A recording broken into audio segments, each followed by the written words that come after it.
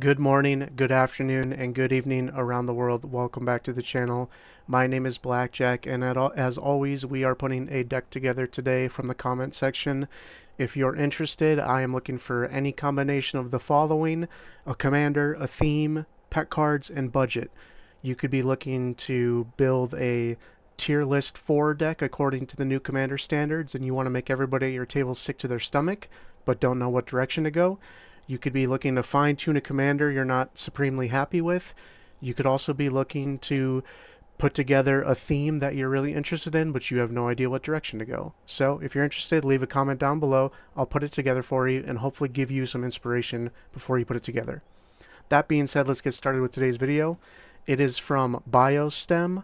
They are looking for a Fumiko the Lowblood, a nostalgic card for them, something that interacts with forced combat. Obviously, it's mono red, one of their favorites.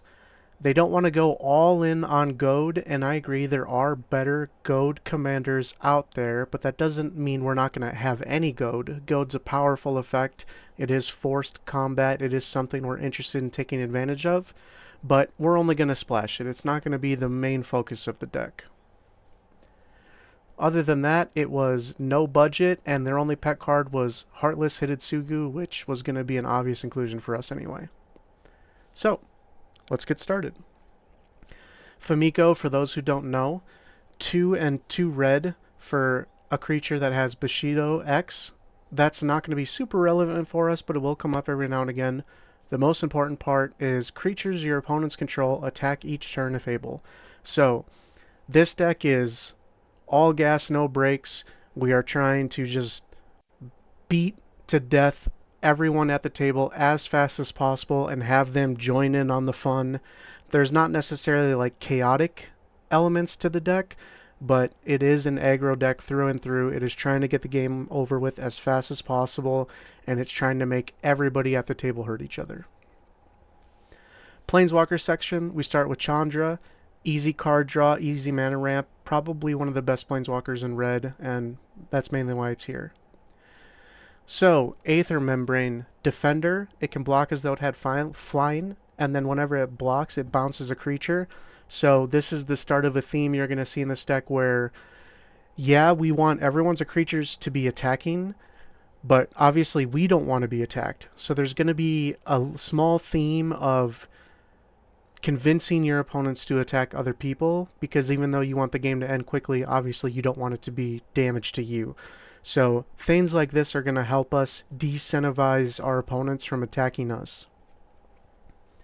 Agitator Ant, same thing. Alexios, and we also have Slicer, are fantastic ways to speed up the game. They're creatures that kind of go around in the circle as turns get passed, and it's forced combat. So these are a great way to put a clock on the game that starts ticking very quickly. Bothersome Closet is a cool way to goad creatures.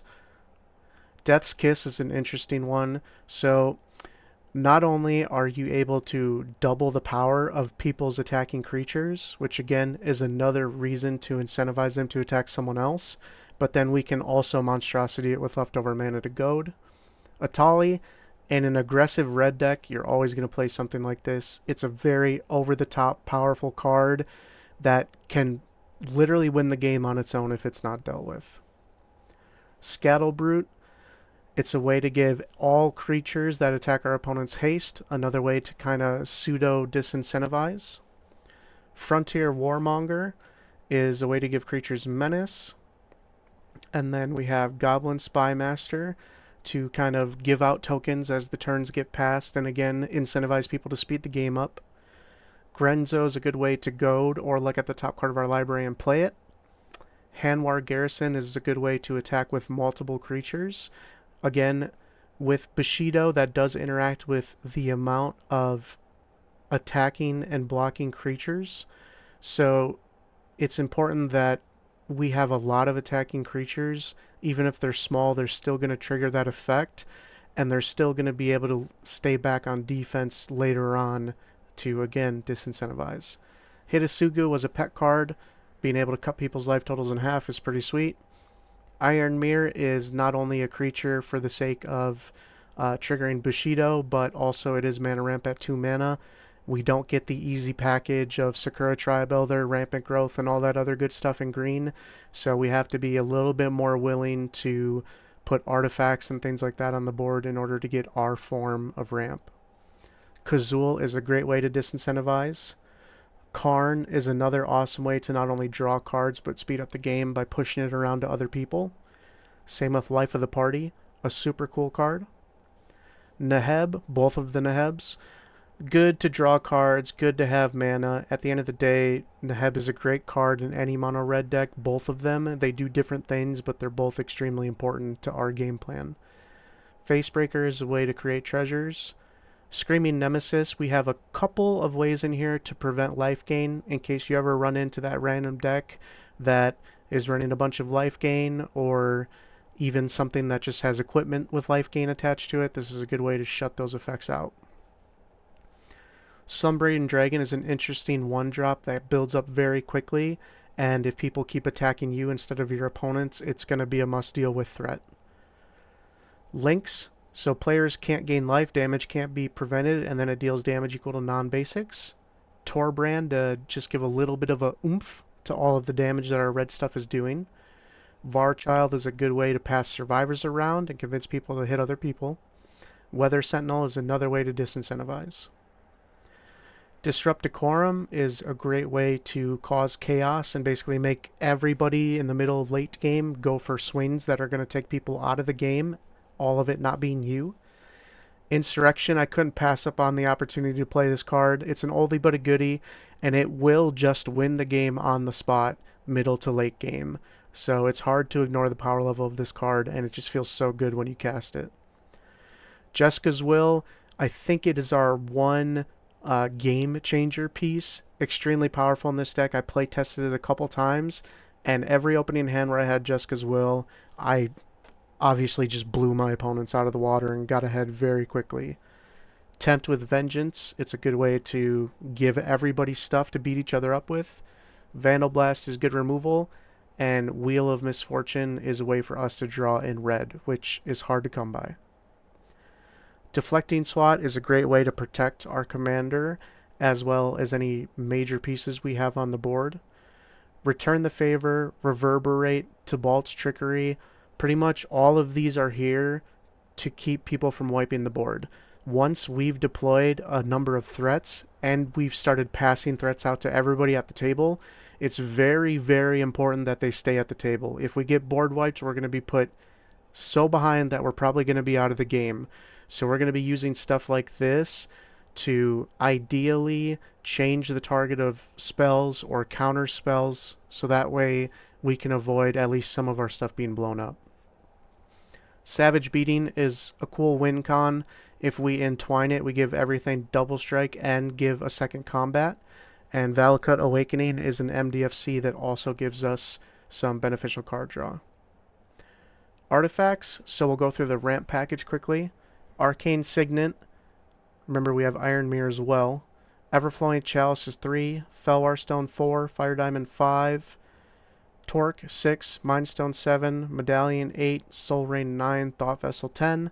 So we did get to the 10 number. I always want to be at that number for pretty much any commander deck. You'll also notice that they're all 2 mana ramp, because a lot of my important spells that are going to start to speed the game up and get the game going in a favorable way for me are 4 mana. Our Commander, Chandra, Alexios, let's see what else here, Warmonger, and then you start talking about the 5 mana stuff. Hidetsugu, Kazul, Neheb, both of these guys. It's if we can get up off the ground on turn 3 with 4 mana, we're going to be able to make a play that's going to have a significant impact and give our opponents something to worry about while we continue to build up, which is going to be really important for this deck to be successful. Chainsaw, it's a cool equipment. There's a small equipment package in here. It deals damage and then it builds up over time. Ideally, there's going to be a lot of creatures slamming into each other, so something like this can get out of hand pretty fast. Commander's Plate, obviously in any monocolored deck, is awesome. Crawl Space, another way to disincentivize. Dolem Gate is a way for us to attack without worrying about who we're attacking or why, because nothing is going to take combat damage, so we don't have to worry about our creatures dying. They're just going to be able to attack every turn no matter what. Endless Atlas is a way to draw cards, another way we have to lean into that. Hazoret's Monument reduces the cost and draws cards. And then Lightning Greaves, Swiftfoot Boots, obviously protect our important pieces. Excuse me. Sword of the Animist, it's a cool way to ramp in red and give a little bit of a boost. Enchantments, Aggravated Assault kind of speaks for itself. Multiple combats in this deck is going to go crazy. Count on Luck is great card draw from, I believe, new Aetherdrift set. Curse of Opulence is just a small but good way to kind of goad people to attacking each other and be able to build up some treasures. Mass Hysteria, this is a sweet one. Obviously, this is affecting the entire world, so everyone has haste, not just your stuff. It has a little bit of a danger to it, but I think it's going to end up working out in your favor more often than not. Outpost Siege, you're always going to select cons, and then Rite of the Raging Storm is another way to pass stuff around and make people hit each other. Not a ton to look into in the land section. Arena of Glory is a new one, and it's really good at giving stuff haste. We have Hanwar Battlements in order to fuse with the garrison and turn into the Writhing Township, which isn't amazing, but it's a cool thing to make happen. Myriad Landscape for a little bit of side quest ramp. Nykthos is great in any single color deck. Rogue's Passage, a good way to get through. Sekenzin, obviously any of the channel lands are going to be playable. Spine Rock Knoll, we should be able to trigger. Valakut with 23 lands, so at some point we're going to kind of just, even when we're in the middle of the late game and we're only drawing mountains, we at least get to turn them into lightning bolts. War Room is great card draw. If you're not playing this in your single color decks, it's absolutely worth it. And then finally, Witch's Clinic. There is going to be a lot of games where we're going to be taking damage as well, so an auxiliary way of giving Fumiko lifelink and making her, you know, maybe swing in chunks of like 8 to 10 and get us some life back to survive at least one more turn might be the difference in winning and losing with this deck. But overall, I really hope you enjoyed it. I worked hard on this. I'm pretty proud of it, and I think you're going to have a really good time playing a quick deck. It's not every day that you have someone at the table play a deck that speeds up the game. A lot of times you're playing with 4 decks that are very mid-rangey and very card advantage and grindy. Games go for 2 hours, and that is really fun. But sometimes you want to have a deck like this that's going to speed the game up, end it in 6 to 7 turns, and get multiple games that night and have a little bit of fun while you do it. So, as always, I hope you enjoyed. Thank you so much for watching.